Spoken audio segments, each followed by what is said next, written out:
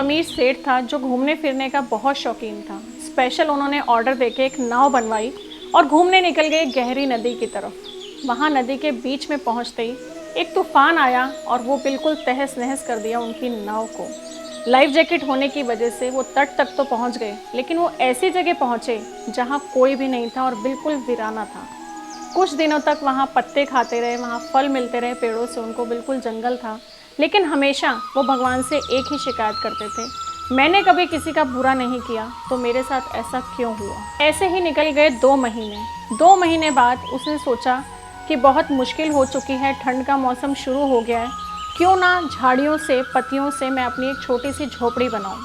उन्होंने झोपड़ी बनाई और सोचा आज मैं मज़े की नींद लेके सोऊंगा। तो वहाँ पे रात को ऊपर से बिजली कड़की और वो आग लग गई उनकी झोपड़ी में। सोता हुआ उठा और फिर निकल के भगवान को कोसने लग गए कि हे भगवान, तूने मेरे साथ ही ऐसा क्यों किया। तो दूर से आते हुए 2 नाव में बैठे हुए थे कुछ लोग। उन्होंने ऑब्ज़र्व किया कि दूर तक कहीं आग नज़र आ रही है और वो आग के पास पहुँचे और जैसे ही वहाँ पहुँचे उन्होंने उस इंसान को बचाने की कोशिश करी और उसको बोला, सेठ जी आप चलिए हमारे साथ। और वहाँ उन्होंने फिर ऊपर वाले की तरफ हाथ उठाए और उनको थैंक यू बोला।